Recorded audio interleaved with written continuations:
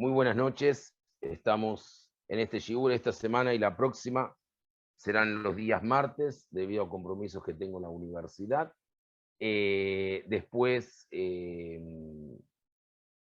tendremos, el próximo martes sería 5, después tenemos el martes 12, vamos a hacer un Shiur sobre Pesaj, martes o jueves, vamos a ver, creo que puede ser que sea miércoles, vamos a ver qué hacemos por una cuestión de ver de temas de pesas, porque el jueves 14 ya es la Bedikat Hamed, y ya después sí, no nos reencontramos hasta que termine Pesaj, que más o menos será para la última semana de abril.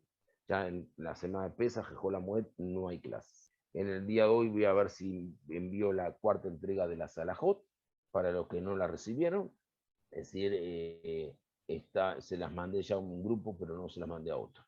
Entonces, Bezrat Hashem cuando termine. Bueno, la parsha de esta semana es Tatria. Tatria viene de la palabra Zera, que significa, Zraim quiere decir semillas, viene de semear, de plantar, también viene de semente, y por lo tanto viene también de alguna forma de la palabra semen también, y también viene de alguna forma de procrear, ¿no? ¿Por qué? Porque las zeraim, las semillas, también van creando, van dando vida a algo. Comienza con una semillita y termina siendo algo. Normalmente la Parshat Tatria y Metzora son leídas las dos juntas, se llaman Parshiot Mehubarot. Tenemos al principio el tema del Brit Milá, y hay que entender la palabra Brit Milá.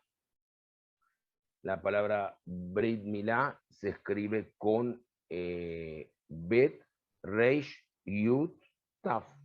Brit quiere decir pacto, algunos hacen alianza, dicen alianza. La palabra milá viene de la palabra orlá, viene de la palabra prepucio, y tiene una yud en el medio. Se escribe mem, yud, lamed, hei. Pero si le saco la yud, me queda la palabra milá, que significa palabra. Por lo tanto, una alianza no es solamente un pacto de palabra, sino, como dice la Torah, es nace benishma, es hacer, y también a veces después empezar a procurar el por qué estamos haciendo. Es decir, es una actitud positiva y no una actitud, podemos decir, prácticamente de estar de forma u otra como un televidente o como un espectador. El judaísmo no necesita espectadores. Los que jugamos el partido de fútbol del judaísmo necesitamos ser activos, ser la palabra axioma de realizar. Eso sería la cuestión. Por lo tanto, si es una alianza de milá, de palabras, de barim betelim, palabras huecas, palabras vacías. Las palabras vacías son palabras sin contenido. Es decir, es un continente, es una palabra, yo te prometo, te doy mi palabra. Vos no sabes quién soy yo, mirá lo que voy a ser capaz, nunca voy a decirte algo contra vos, nunca voy a hacer esto. Yo amo el Yadú. Ya he escuchado tantas promesas que a veces no sé diferenciar si las promesas que me hacen son las mismas promesas que hacen las personas o son las promesas que hacen campaña política. Los políticos que prometen y no cumplen, de Barim Betelín, palabras huecas. Pero nosotros vamos a analizar la Parshat Tatria. Antes de eso quiero compartir con ustedes una historia que no sé cuántas personas han escuchado.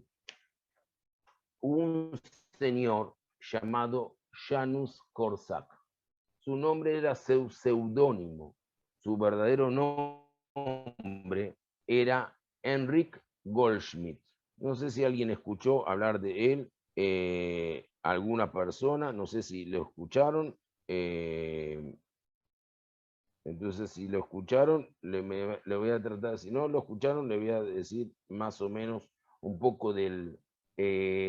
su nombre era Enric Goldschmidt, algunos decían Janusz Goldschmidt, nació el 22 de julio de 1878 o 79, hay una duda, en Varsovia, murió el 7 de agosto de 1942 en los campos de exterminio de Treblinka. Como dije, su nombre de nacimiento de Enrique Goldschmidt. Otros nombres que conocían era Starry Doctor, el viejo doctor, o Pan Doctor. Pan es en polaco, el señor doctor. Nació cuando Polonia estaba bajo el mandato del Imperio Ruso y falleció a la edad de 63, 64 años en Treblinka.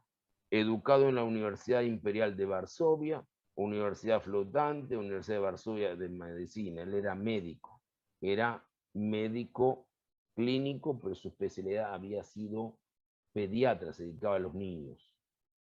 Él terminó siendo pedagogo y él dirigía un orfanato, que hasta hoy en día se recuerda el orfanato cuando alguien visite Varsovia por la Marcha de la Vida, va a encontrar en ese orfanato,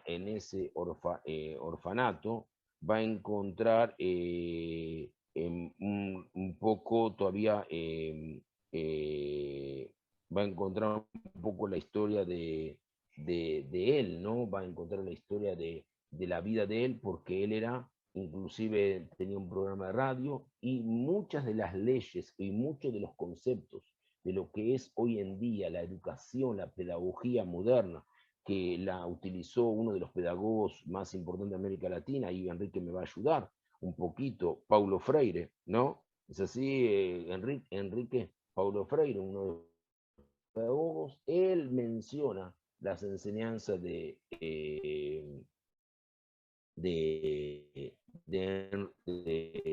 Janusz Korczak. Se formó en el hospital militar, estuvo en el ejército imperial ruso, en la Universidad Libre de Polonia trabajó, en la Fuerza Armada de Polonia, y después trabajó en el hospital de niños Berson y Bauman, en Varsovia. Era un hospital judío que después los nazis lo utilizaron para atender a sus soldados. Eran tan incoherentes y tan maliciosos los nazis, que ese hospital le permitieron que dejen afuera el Maguen David y todo lo que era a nivel judío, y ahí adentro atendían a sus heridos. Participó en la guerra ruso-japonesa, en la Primera Guerra Mundial y después en la guerra polaco-soviética. Recibió el premio Comendador de la Orden de Polonia Restituta, la Orden del Águila Blanca, el Silver Cross of Mérito, la Orden de Polonia Restituida y el premio del Comercio Librero Alemán en 1972. El orfanato de Korczak, que todavía está de pie, sufrió alguna destrucción en la Segunda Guerra Mundial, pero lo volvieron a poner de pie. Está en la calle Hatrovska. Voy a tratar de decirlo de nuevo. Hatrovska, número 6. Mis hijos, cuando estuvieron en la marcha de la vida, primero Itán y Uriel juntos, después Gadiel, ellos visitaron el orfanato de Janusz Korczak. Hay un monumento en Varsovia a él, y en ese monumento está él abrazado con los niños. La primera vez que se iza la bandera de Israel. ¿Alguien sabe algo de Janusz Korczak? Si estoy diciendo algo y alguien lo sabe, me dicen, paro. Solamente quiero, porque voy a contar una historia que va a ir al tema. La primera vez que se izó la bandera de Israel, algo público, dentro de un conflicto armado, fue cuando Janusz Korczak fue con sus órfanos a Treblinka, y el niño que marchaba adelante sacó la bandera de Israel, la puso en un mástil, y ahí fueron y esos niñitos, 200 y pocos niñitos, no sé cuántos en total, creo que eran 200, 220, 240, junto con él murieron en Treblinka. Era tan famoso Janusz Korczak, tan reconocido, que tanto Estados Unidos como la Cruz Roja, como entidades mundiales y los mismos nazis le daban un pase de libertad. Y él dijo, voy con mis hijos, voy con mis huérfanos, voy con mis alumnos hasta el último momento de vida de ellos. Y murió los primeros días de agosto, apenas llegaron a Treblinka. Hay una estampilla en Israel que dice Janusz Korczak, dice así, perdón, Yadid la Yeladim, querido por los niños, Avli Tomim, padre de los huérfanos, 1879-1942. Hay un memorial de Janusz Korczak en Yad Vashem, porque Yad Vashem tiene una sección de niños, donde uno va escuchando los nombres del 1,5 millones de niños aproximadamente que fueron asesinados. Cuando digo niños, estoy hablando de recién nacidos hasta más o menos 15 años, 1,5 millones, un poco más. A la entrada hay un monumento de él, y recordando que él fue el padre de los niños. Nació en el seno de una familia judía bien integrada a la sociedad europea y defensor de los valores de la Escalá, lo que nosotros conocemos en historia como la emancipación europea, que vino en la época de, Napoleón, ¿no? Korczak fue médico pediatra, pedagogo, escritor, publicista, activista social y oficial del ejército polaco. Antes de la Segunda Guerra Mundial, él viajó a Israel y él quería llevar a los huérfanos para instalar un kibutz solamente con esos niños, y el gobierno inglés no le dio los permisos para ingresar. Pedagogo innovador, fue autor de varias publicaciones sobre la teoría y la práctica de la educación. También fue precursor de la lucha en favor de los derechos y la igualdad de los niños. Como director del orfanato judío de Varsovia, proveyó a los niños internos de un sistema de autogobierno y la oportunidad de producir su propio periódico, llamado Mali Pretglad, la pequeña revista, fundada por Korczak mismo y publicada entre 1920 y 1939. Se trataba de una publicación pionera, redactada a partir de material enviado por los niños y dedicada principalmente al lector infantil. Korczak también fue uno de los primeros pediatras en promover la investigación en el campo del desarrollo, la psicología y el diagnóstico educativo del niño, base para hoy en día la pedagogía moderna. Un hombre maravilloso que era capaz de confiar en los niños y jóvenes de los que cuidaba, hasta el punto de dejar en sus manos las cuestiones de disciplina y encomendar a algunos de ellos las tareas más difíciles con gran carga de responsabilidad. Expresó acerca de Korczak el psicólogo suizo muy conocido Jean-Pierre Piaget, de la escuela Piaget de psicología y pedagogía, quien visitó Don Sierot, el hogar de los huérfanos, centro fundado y dirigido por Janusz Korczak. Como judío polaco, Korczak siempre asumió su identidad como judío, nunca la ocultó, y como tal, él se dedicó a promover el desarrollo intelectual del pueblo judío. Y como polaco, él se sentía parte de la sociedad polaca, a pesar de lo que sabemos muchos, o tenemos una opinión mucho sobre los polacos. A los 30 años de su muerte, de su asesinato, se le concedió el título póstumo, el Premio de la Paz de los libreros alemanes. Los libreros alemanes, todas las librerías alemanas, reeditaron en el año 72 los escritos de él, al alemán principalmente, y le entregaron un premio de la paz póstumo. En su honor se entrega también el premio Janusz Korczak de literatura, que han obtenido, entre otros, Mirjam Pressler, Michael Enden, Astrid Lindgren o Carmen Solé. Y podríamos hablar de esta persona que yo tuve la oportunidad en el año 2007, 2008, creo que 2008, de hacer la única exposición sobre la vida de Janusz Korczak en la sinagoga donde trabajamos. Enrique, te acordás, debes acordarte muy bien, y trajimos a grandes juristas. En ese momento trajimos a uno que fue el precursor de la justicia restaurativa, es decir, juntar al agresor con el agredido, el agresor ser consciente de lo que cometió, cuando sabemos que había casos que se permitían, y el agredido entender los problemas del agresor y llegar a puntos de comunicación donde uno se ayuda al otro. Esa justicia restaurativa, el primero que la aplicó en los orfanatos fue Janusz Korczak. Visto esta introducción que me pareció muy importante, a pesar que no su fecha de fallecimiento, sí quiero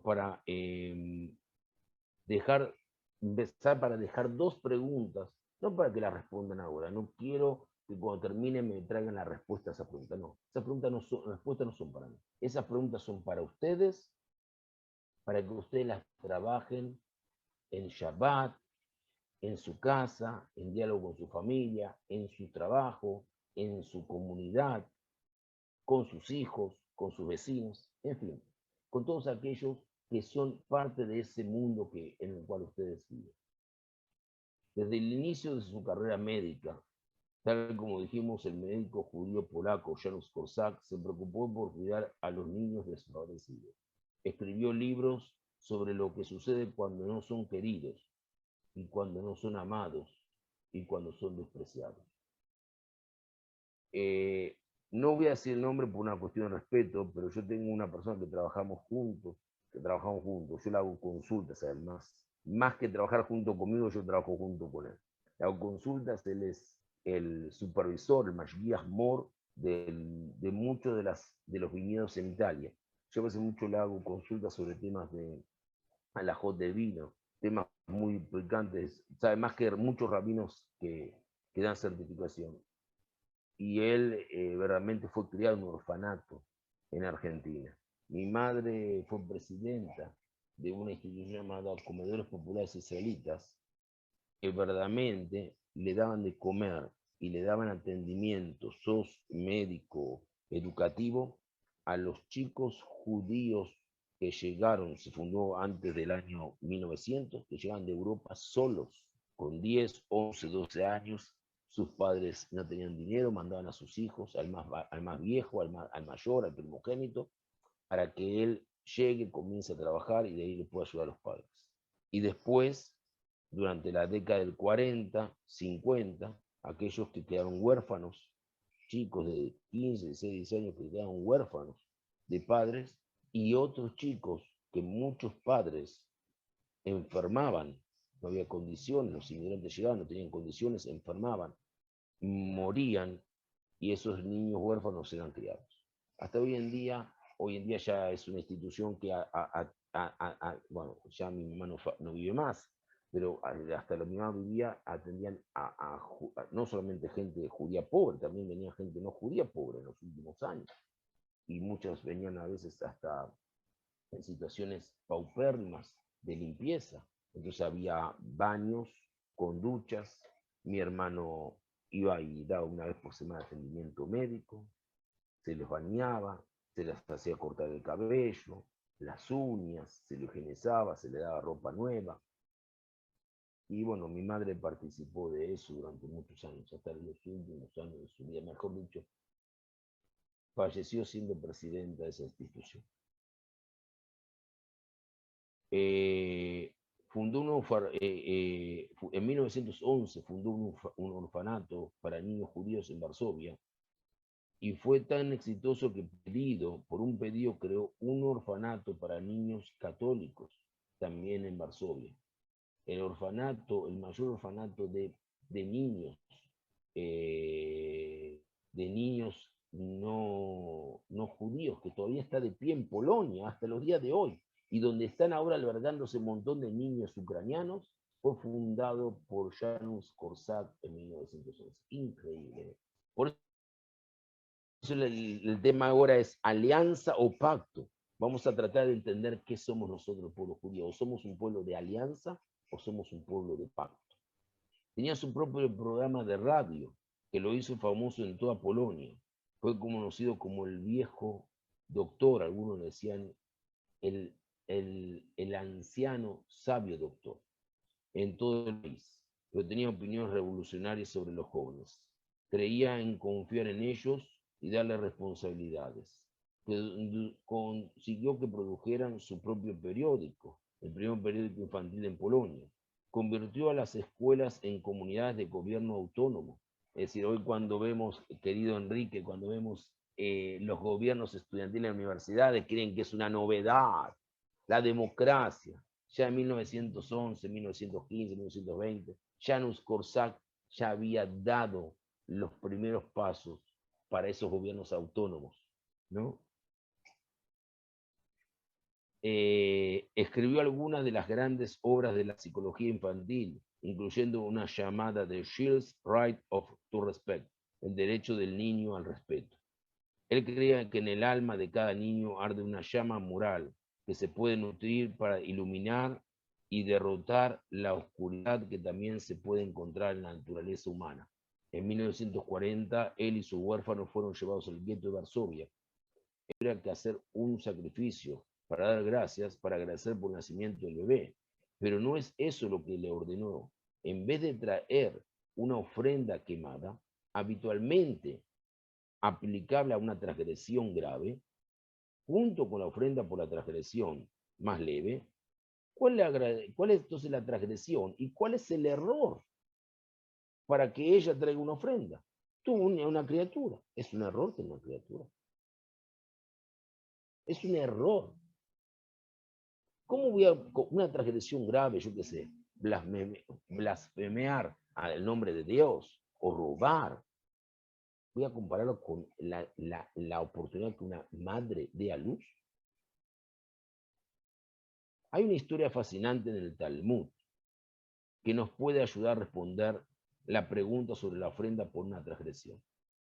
Es decir, por un pecado. Yo no uso la palabra pecado, me molesta un poco la palabra, entonces uso error o transgresión.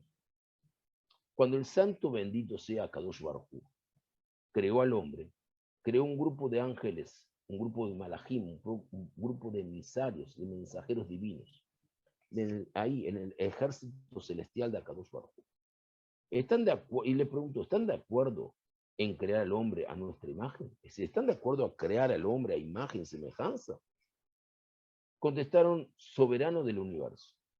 ¿Cuáles serán sus acciones? Así preguntaron los malajim, así preguntaron los mensajeros divinos. Hashem le mostró la historia de la humanidad. Los malajim le respondieron, ¿qué es el hombre que tienes tanta conciencia de él? Que el hombre no se ha creado. Así dijo. Y Dios destruyó a los malajim. Cuando creó un segundo grupo de malajim, y le hizo la misma pregunta, e igual obtuvo la misma respuesta. Hashem Itbaraj destruyó a estos malajim. Creó un tercer grupo de malajim, y le contestaron, soberano universo. El primero y segundo grupo te dijeron que no creas al hombre y no le hiciste caso. No escuchaste. ¿Qué otra cosa te podemos decir que esto? El universo es tuyo. Haz con él lo que tú deseas. Y Hashem creó al hombre. Pero cuando llegó la generación del diluvio, la generación de Noah, y después Noah, de la Torah, y después de la generación que construyó la Torre de Babel, es decir, los descendientes de Noah, sus hijos. Los malajim le dijeron a Kadosh Baruj Hu, ¿no tenían razón los primeros malajim? Ve cuán grande es la corrupción de la humanidad. Y Hashem, Itbaraj, Ishtabach, Shemo, le replicó, aún en mi vejez no cambiaré, y aún teniendo canas, tendré paciencia. Así dice el profeta Isaías capítulo 46, versículo 4. Los malajim se opusieron a la creación del hombre, porque sabían que de todas formas de vida era el único capaz de transgredir y destruir la obra de Dios. La historia da a entender que Dios sabía que los humanos iban a transgredir y sin embargo no nos creó. Esto puede explicar la ofrenda de transgresión que se trae cuando un niño nace. El niño algún día transgredirá. Toda la gente lo hace. Por eso la madre trae una ofrenda para la transgresión anticipadamente. Por cualquier pecado, por cualquier transgresión, por cualquier error que el niño pueda cometer mientras todavía es pequeño. Como para decir, Shem, tú sabías que los humanos transgredirían, que cometerían errores, que pecarían, y a pesar de eso tú los creaste. Y nos ordenaste traer nuevas vidas al mundo. Por eso, por favor, acepta esta ofrenda de transgresión, de pecado anticipada, por cualquier maldad que pueda suceder que mis hijos, hijo o hija, pudiera cometer. Entonces aquí nos queda una pregunta. ¿Todas las personas transgreden? ¿Todas las personas pecan? ¿Por qué se piensa de esa forma? ¿Piensan ustedes que los padres son responsables de las transgresiones del futuro que los hijos puedan cometer? Que en el futuro los hijos puedan cometer. Es decir, yo soy responsable de la transgresión que pueda cometer mi hijo ya casado. ¿Puedo ser responsable? Entonces, aquí hay que entender por qué la pregunta por el comentario de Janusz Korczak. Janusz Korczak le decía, señores, ustedes, jóvenes, niños, adolescentes, sus padres no están para responsabilizarse, ustedes tienen que gobernar. Lamentablemente quedaron sin padres. Le enseñó la responsabilidad, le enseñó la adultez, no a partir de los castigos, sino a partir de la transmisión del concepto de la educación. Y esto no es educación constructivista, donde le facer, así dice en inglés, en francés, perdón, que hagan lo que quieran y van construyendo la imagen. No, no. Vos le estás dando un camino con pautas y él a partir de esas pautas, que saben cuáles son las consecuencias que suceden si uno se va a la derecha o a la izquierda de esas pautas, él tiene que construir un camino de autodisciplina con objetivos claros. Hace unos años atrás, muchísimos años atrás, tuve la suerte de participar de un seminario de educación con con educadores de la Universidad de Connecticut, en Estados Unidos.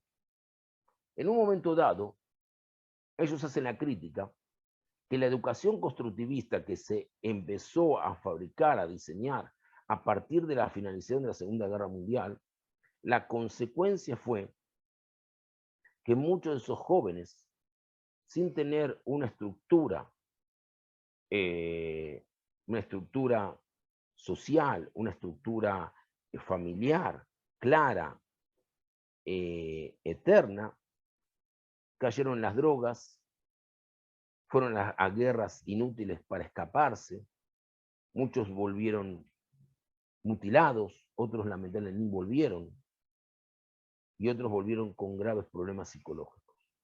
Y esa generación fue tan grande que se perdió en Estados Unidos, que los americanos reconocieron que la educación constructivista fue un fracaso, totalmente opuesta a los conceptos educativos que el Talmud, en el Tratado Baba Batra, que ya una vez lo di de lección, el Tratado Baba Batra, página 21A, 21 folio A, habla sobre educación, era totalmente contraria.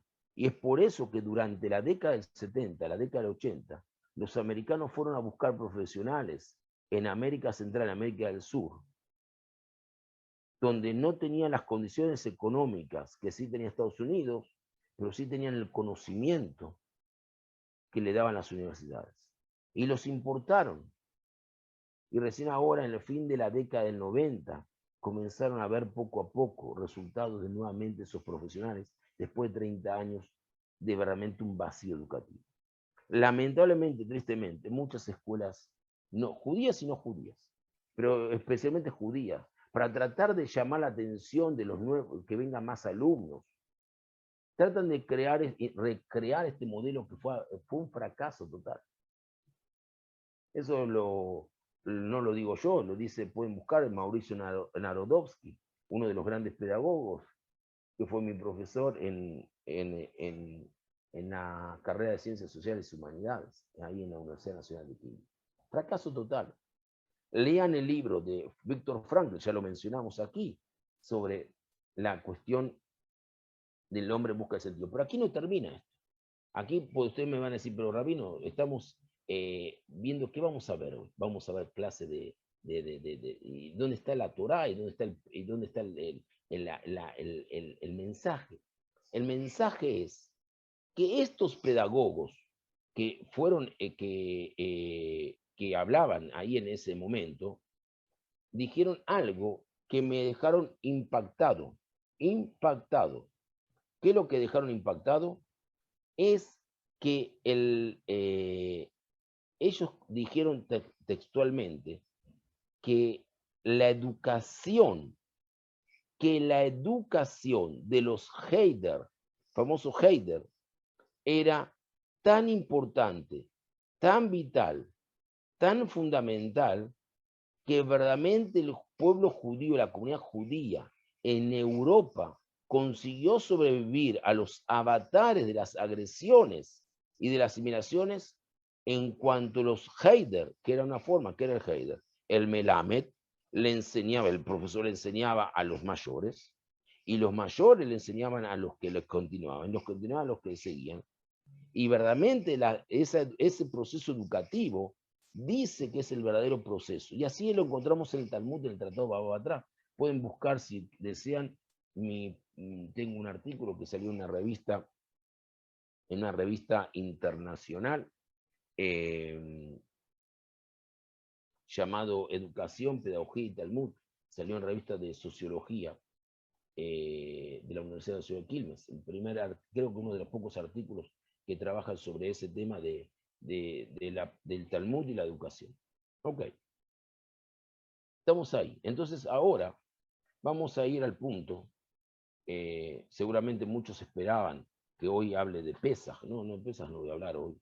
Ya Pesaj estoy mandando las alajot. Tienen que estudiarlas ustedes y después mandarme preguntas. Pero yo voy a hablar hoy del octavo día. La parshá comienza, como dijimos, con un parto. Y en el caso de que sea un varón, en el octavo día la piel del prepucio será circuncidada. Así dice el libro de Levítico, capítulo 12, versículo 3. Esto se conoció no solo como milá, circuncisión, sino como algo significativo más teológico, Brit Milá, el pacto de la circuncisión. Se debe a que aún antes del episodio del Sinai, casi en los albores de la historia del judaísmo, la circuncisión, el Brit Milá, representó la señal del pacto entre Dios y Abraham. Así dice en el capítulo 17, versículo 1 al 14 del libro Bereshit, del libro Génesis. ¿Por qué la circuncisión? ¿Por qué no fue desde el comienzo solo una mitzvah, un precepto entre tantos otros, sino la verdadera señal, pacto de Dios con nosotros y de nosotros con Él? Recordamos que cuando Abraham envía a Eliezer, su mayordomo, a buscar una esposa para Isaac, le hace prometer, y dice que pone la mano en su coyuntura, en su músculo, en verdad, dicen algunos comentaristas que él apoyó la mano sobre el miembro viril del hombre. El Brit Milá era tan sagrado que era el elemento más importante sobre el cual se podía jurar. Claro, con los cuidados y con el Zeniut, que dice, así dicen algunos mefarshim.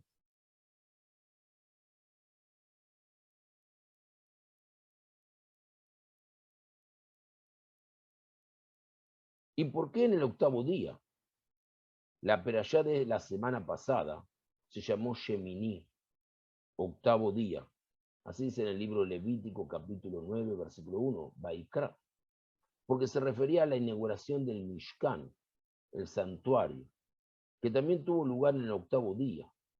¿Habrá conexión alguna entre estos dos eventos tan diferentes? Entre la inauguración el octavo día del Mishkan, el santuario, el lugar donde Hashem Itbaraj de alguna forma se comunicaba con el pueblo de Israel, lo que fue el preámbulo, la van premier del Beit HaMikdash, y después, de alguna forma, la santidad de lo que eso representaba.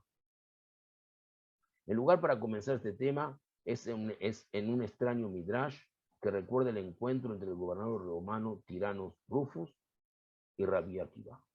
Rufus comenzó con la pregunta: ¿cuáles obras son mejores, las del hombre o las de Dios?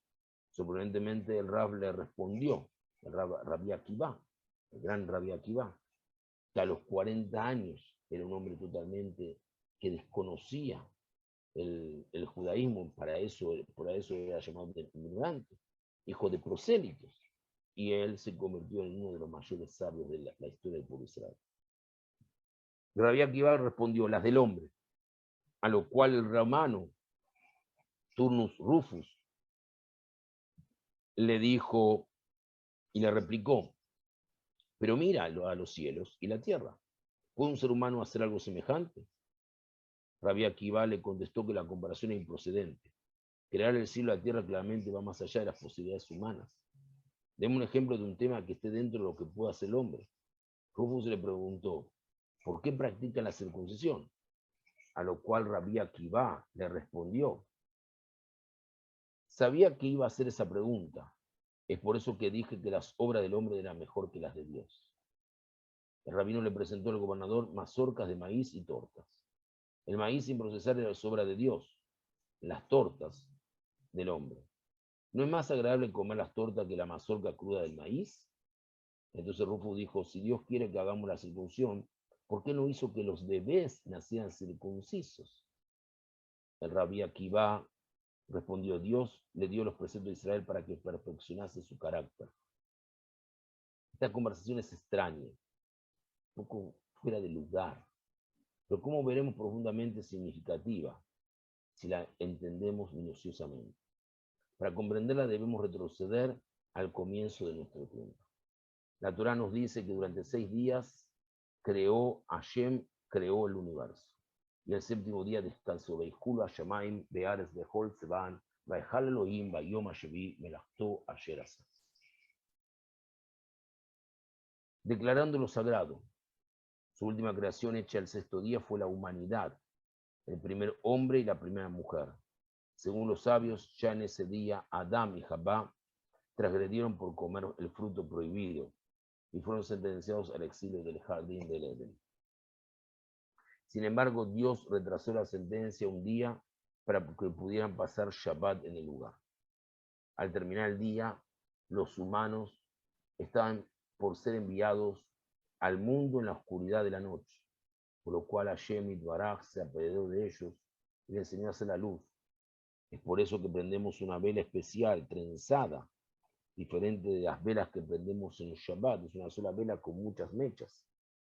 En la Abdalá, no solo para marcar la finalización del Shabbat, sino también para mostrar que comenzamos la semana de labor con la luz que Hashem Itbaraj Ishtabach Shemo nos enseñó a hacer. La vela Abdalá, por lo tanto, representa la luz del octavo día, que marca el comienzo de la creatividad humana. Así como Dios, Hashem Itbaraj, comenzó el primer día de la creación con las palabras que se haga la luz, Vayehi Or, y Or, así el comienzo del octavo día mostró a los seres humanos como también ellos podrían hacer la luz. La creatividad humana es por lo tanto concebida en el judaísmo paralela a la creatividad de Dios. Y su símbolo es el octavo día. Es por eso que el Mishkan fue inaugurado el octavo día. Como han notado Nehama Leibovich, una de la única mujer que enseñó en yeshivot de hombres, en yeshivot jarediot. Busquen en YouTube, busquen en Google, Nehama Leibovich, y también un libro, hay un solo libro de ella en español, que es Comentarios de las Parshiot. fuera de serie. Es un libro que uno lo tiene que releer, cada parashá la tiene que releer 5 o 6 veces porque tiene un nivel tan alto que es impresionante. Como han notado Nehama Leibovich y otros, hay un indudable paralelismo entre el lenguaje que usa la Torá para describir la creación del universo y la creación del santuario por Am Israel. El Mishkan es un microcosmos, una miniatura del cosmos tal como el Bereshit comienza y Éxodo termina, con historias de creación, el primero de la mano de Hashem y el segundo por Am Israel. El octavo día es cuando celebramos la contribución humana a la creación. Ese es el octavo día. Es por eso que la circuncisión se lleva a cabo en el octavo día. Nosotros creemos que toda vida viene de Hashem Itbaraj. Todo ser humano lleva la imagen y semejanza, a imagen y semejanza del Boré Olam. Vemos a cada niño como un regalo de Dios. Los niños son la provisión de Dios, el fruto del vientre, su regalo. Así dice el Salmo 127, versículo 3. Pero se requiere un acto humano, que es el Brit Milá, la circuncisión, para señalar que un varón judío ha entrado en el pacto. Por eso se hace el octavo día, para enfatizar que el acto simbólico, que la entrada al pacto es un acto humano, así como fue el acto en que el Am Israel al pie del Sinai dijeron todo lo que ha dicho el Señor, haremos y obedeceremos. Así está escrito en el libro Shemot, capítulo 24, versículo 7. Libro Éxodo, capítulo 24, versículo 7. Reciprocidad y carácter mutuo caracterizan la particularidad o la particular naturaleza del pacto específico, no de la alianza, que hizo Dios primero con Abraham, después con Moshe y después con Am Israel. Aquí se nota la diferencia con el pacto universal que hizo Hashem con Noah y a través de él con toda la humanidad. Ese pacto descrito en el libro Génesis, en el libro Bereshit, capítulo 9, no requería una respuesta humana. El contenido eran los 7 mandamientos noágicos, la Sheva Mitzvot Ben Noah. Su símbolo era el arco iris, pero Hashem no le pidió nada a Noah, no le exigió nada a Noah, ni siquiera su aprobación. El judaísmo comprende la dualidad especial de lo universal y lo particular. Estamos todos en este pacto con Hashem por el mero hecho de nuestra humanidad. Estamos sujetos, todos nosotros, a las leyes básicas de la moralidad. Esto forma parte de lo que significa ser humano. Pero ser judío también es parte de un pacto particular de reciprocidad con Dios. Él nos llama, nosotros respondemos. Dios comienza el trabajo y nos pide que lo completemos. Eso es lo que representa la circuncisión. Hashem no hizo que los niños varones nacieran circuncisos. Dijo el Rabí Akiva, porque nos dejó intencionalmente este acto, esta señal de pacto para nosotros con Él, para mantener esa relación con Hashem, con el Boré Olam. No es una alianza. Alianza hacen las empresas, yo me alío a la empresa. Alianza hacen los gobiernos. El pueblo judío hace pactos. Por eso la palabra milá con yod es el pacto eterno del pueblo de Israel con el pueblo judío. Les voy a contar algo y ahora van a entender, porque yo, lamentablemente, no sé, hubo gente que entró y salió, seguramente habrán dicho, el rabino está hablando hoy del holocausto y de Janusz Korczak, pero lo que pasa es que nadie quiere escuchar cómo termina la película, pero no importa. Les voy a contar algo interesante. Habrán escuchado del famoso Simón Wiesenthal, no del centro Simón Wiesenthal, sino de la persona Simón Wiesenthal. Simón Wiesenthal fue un arquitecto judío que muy afamado antes de la Segunda Guerra Mundial. Lo encontró casado con su señora esposa y él pasó por 14 campos de concentración y guetos y salió todos vivos.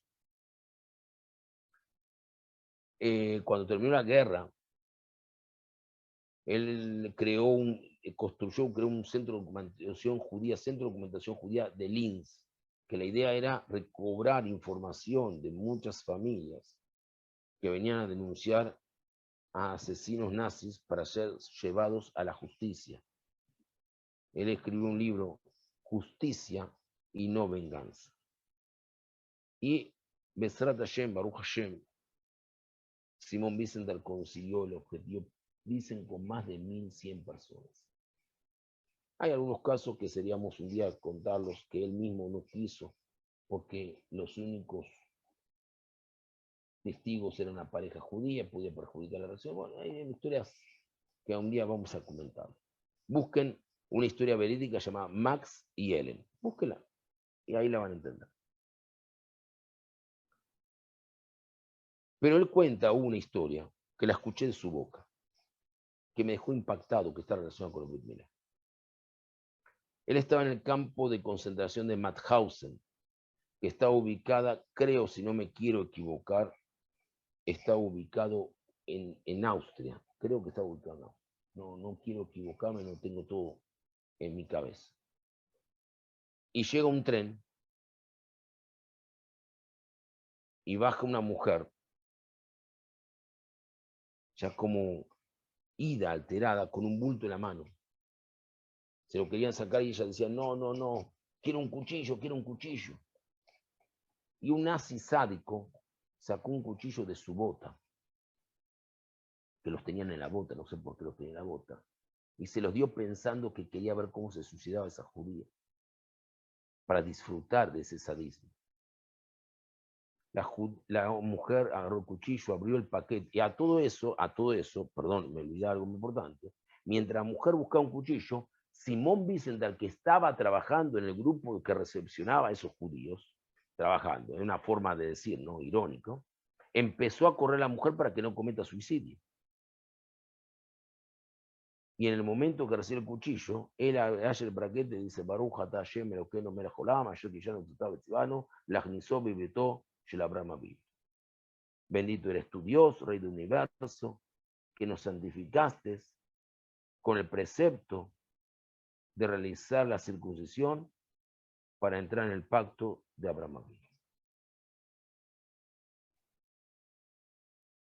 Ustedes saben que si una persona tiene un yehudí, fallece y no tiene Brit Milá, no se lo puede enterrar sin tener el Brit Milá hecho.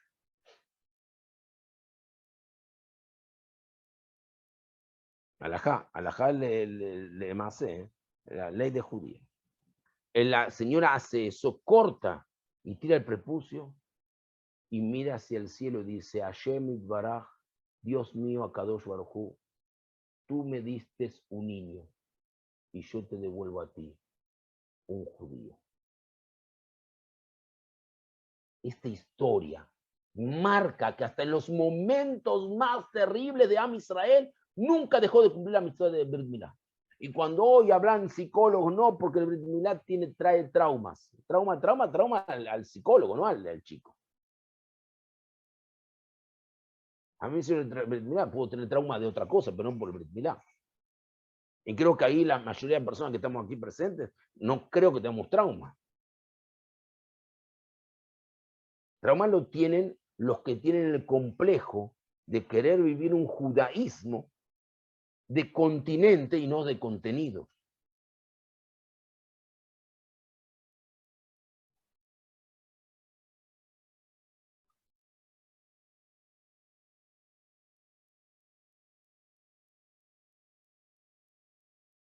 Pero ser judío también es parte de un pacto particular de reciprocidad con Hashem. Él nos llama y nosotros respondemos. Ya lo dije, pero está de más de repetirlo. Hashem comienza el trabajo y nos pide que lo completemos. Eso es lo que representa el Brit Milá. Eso es lo que representa la circuncisión. Dios no hizo que los niños varones nacieran circuncisos, dijo el Rabbi Akiva, porque nos dejó intencionalmente este acto, esta señal del pacto para nosotros. Ahora comencemos a entender en toda su profundidad la conversación de Rabbi Akiva con Turnus Rufus, o con el gobernador romano Turnus Rufus, o como algunos dicen Tyrannus Rufus. Para los romanos, los griegos y todo el mundo antiguo en general, los dioses se encontraban en la naturaleza, en el sol, en el mar, en el cielo, en la tierra, en sus estaciones, en los campos, en la fertilidad, en las frutas, en el judaísmo, en el yadut. Hashem está más allá de la naturaleza. Él es el creador de la naturaleza. Marabu Maseja Hashem, así dice el Salmo 104. Qué grandes son tus obras, Akadosh Baruj Hu. Entonces, cuando vemos, tenemos una braja cuando vemos montaña, y tenemos braja cuando vemos un mar inmenso, y tenemos braja cuando vemos el arco iris. ¿Por qué tenemos brajot? Porque bendecimos las obras de Hashem.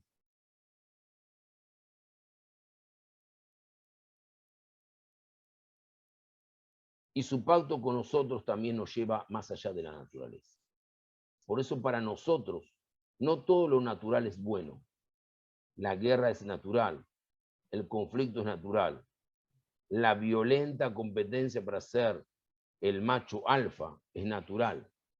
Los judíos y otros inspirados por el Dios de Abraham, creemos lo que dijo la famosa actriz Katharine Hepburn a Humphrey Bogart en el libro The African Queen, es decir, la reina de África. Superar la naturaleza, señor Arnold, es para lo que fuimos puestos en este mundo. A los romanos la circuncisión les pareció extraña porque era antinatural. Porque, ¿por qué no celebrar el cuerpo humano tal como fue creado por Dios? Rabí Akiva le explicó al gobernador romano que Hashem valora la cultura, no solo la naturaleza, el trabajo del hombre, no solo el trabajo de Hashem. Fue por este racimo de ideas que Hashem dejó la creación inconclusa para que pudiéramos ser socios en su terminación. Que respondiendo a sus preceptos nos volvemos más refinados. Que Dios celebra nuestra creatividad y asiste sobre la marcha a los primeros humanos, enseñándole a hacer luz que hizo al judaísmo único en su fe en Hashem y en la fe de Hashem en el hombre.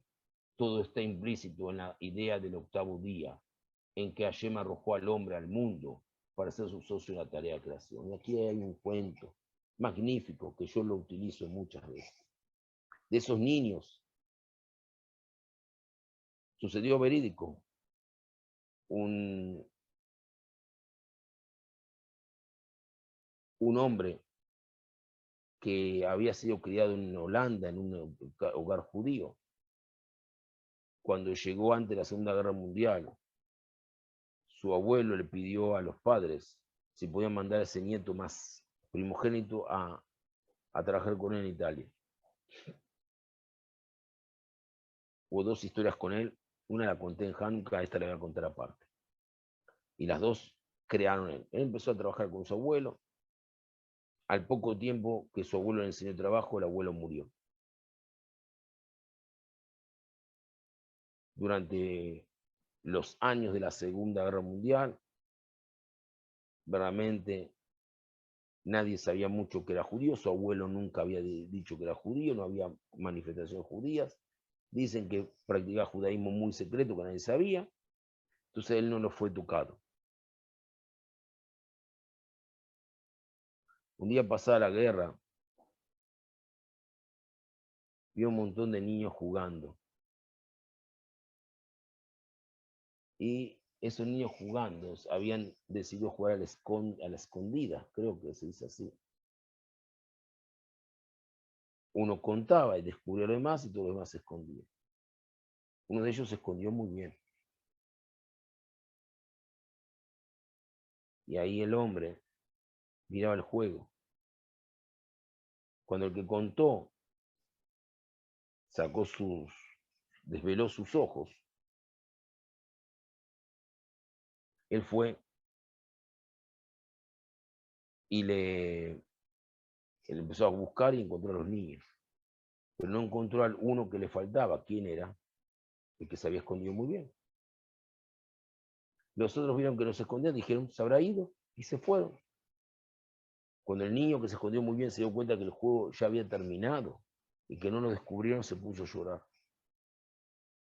Y lloraba, desconsoladamente. Entonces el hombre, que había visto todo, se acercó y le preguntó, ¿por qué lloras? Y el niño le dijo, porque jugábamos a la escondida y todos se fueron descubiertos. Yo no, y yo me quedé solo. Ahí el hombre se quedó pensando en las palabras del niño. Y mientras secaba sus lágrimas, dijo en voz baja, como una conversación íntima. Así sucede con Hashem. Él se esconde y esperamos que lo descubra. Y como no lo hacemos, él también se queda solo y comienza a llorar.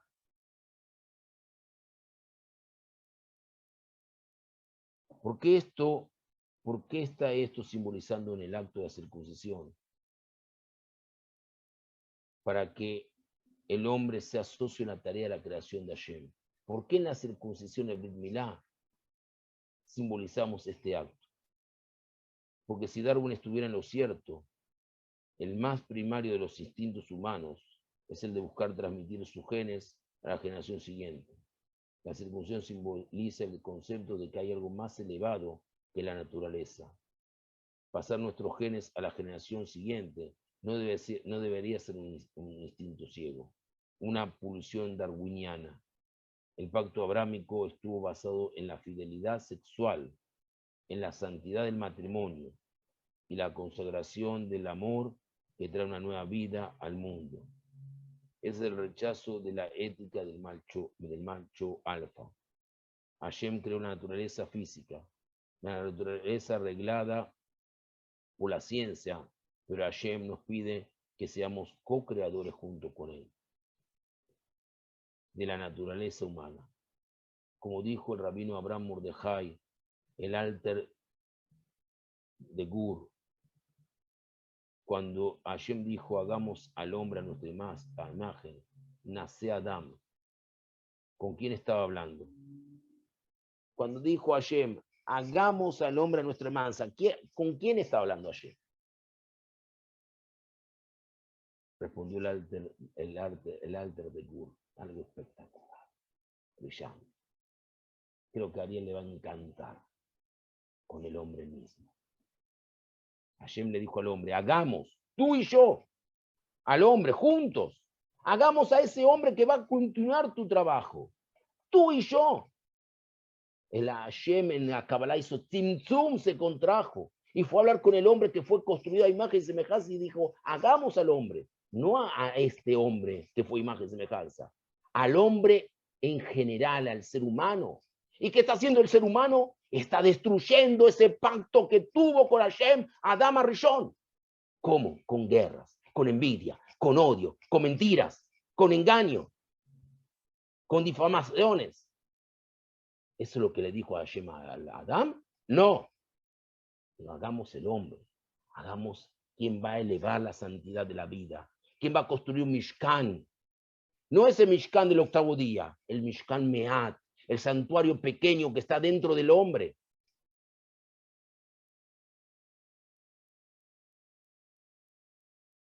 El símbolo de esa creación conjunta es el octavo día.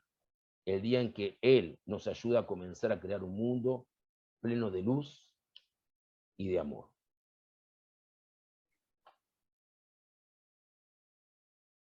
Quiero nada más dejar un mensaje.